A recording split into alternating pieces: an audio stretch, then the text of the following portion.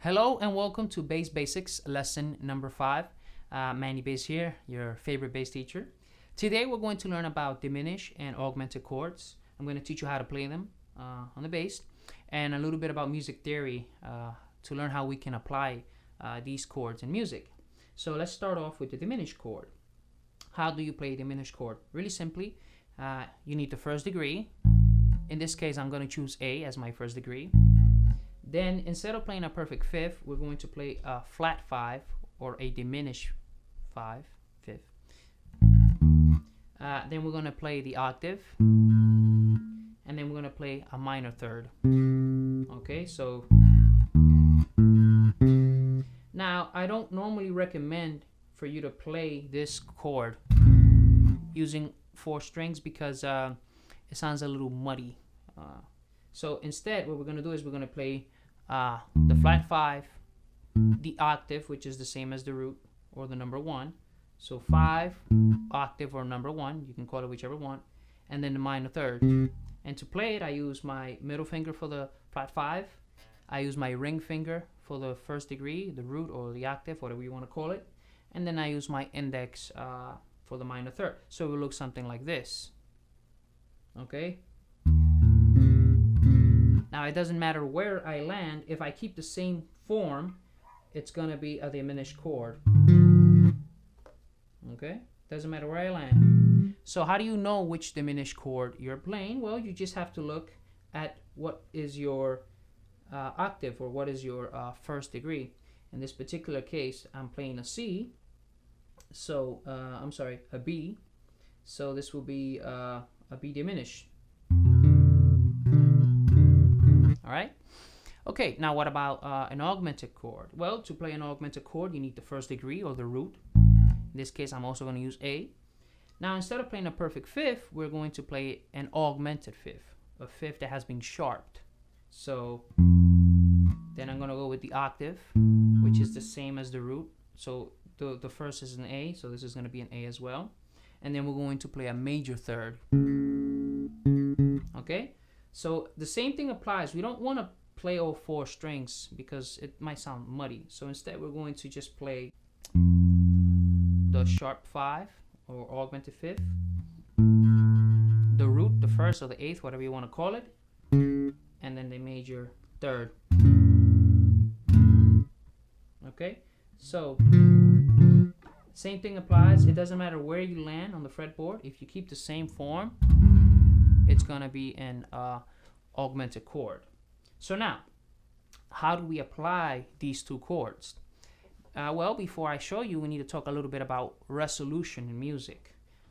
Consonant or consonants versus dissonant or dissonant sounds or chords. What is resolution? In music, resolution is the movement from an unstable or dissonant sound to a stable or consonant sound. So what is a consonant sound? A consonant chord is kind of like when you're watching a movie and you get to the end, and at the end, all of the bad guys have been arrested or killed or apprehended. So, you know, it's a nicely packed ending. Everything is done, right? The story is complete. Whereas a dissonant sound is unstable, it's tense. It's a lot of tension. It's kind of like a cliffhanger, right? So, at the end, the good guy's walking, and then out of nowhere comes a bad guy, takes out a gun, and, roll credits. You're like, whoa, what's going to happen? What's going to happen to the hero? Is he going to get killed? I need to know. It has that anticipation, that tension, it leaves you hanging. It's kind of like, when you're watching Star Wars, The Empire Strikes Back, Darth Vader chops off Luke's hand, and then he's like, Luke, I am your father. And then you're like, oh, your mind is blown. And then roll credit. What's going to happen next? You got to wait 3 years or so till Return of the Jedi. So same thing. So in music, resolution is desirable many times. And we can make that much more powerful when we use dissonant or unstable chords. So I'm going to give you an example how we can accomplish that with a diminished chord. So let's play a little Latin bass line.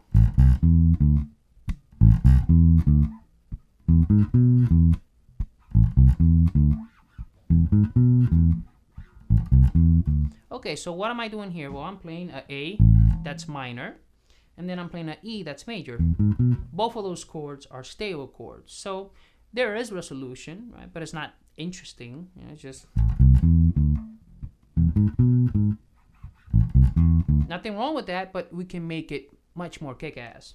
How am I going to do that? Well, I'm going to play a diminished chord. See here? So I'm going to A minor, E major, but then I'm going to do B diminish. So I'm going to do, that's that nice, those are the notes of B diminish. So I'm going to start with the diminished chord.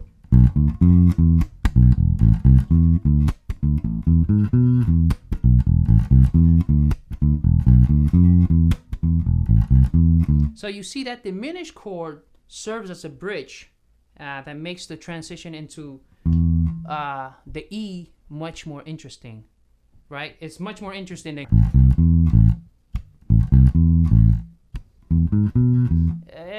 not that interesting, but when I do it,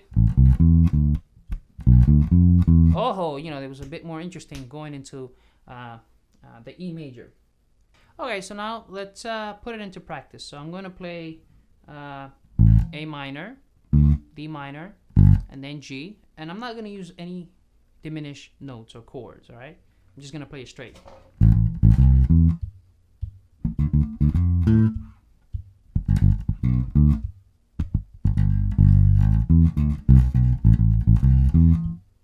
All right, nothing, you know, nothing crazy. But now let's add a diminished chord in there. What we're going to do is we're going to add G sharp diminish. And that's going to make that movement a bit more interesting, okay? So 1, 2, 1, 2, 3, 4.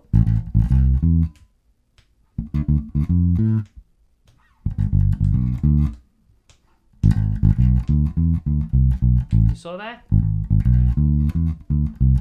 And make that movement into the A minor a bit more interesting.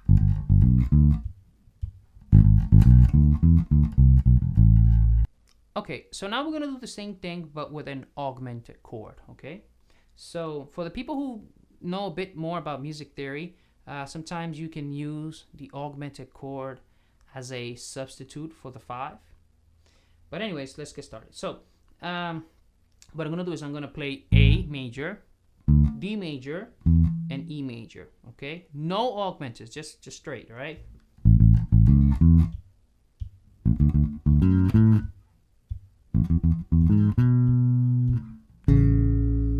Alright, it's okay, right?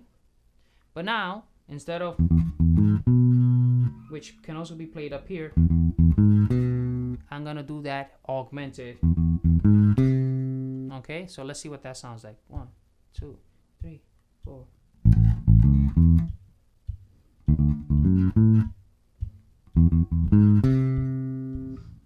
You see, it makes it much more powerful to pull into the A. All right, so one more time, let's do it normally and then with the augmented.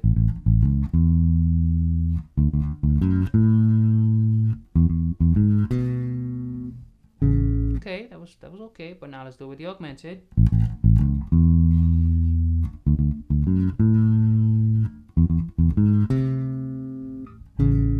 Right? Doesn't it feel like the ending is much stronger because of the augmented chord? Okay, so that is all for today. Please don't forget to subscribe, and I'll keep uploading more tutorials. And again, a link so you can download diagrams for some of the things that we learned today. So that's all for today. Thank you for watching. Mannybass.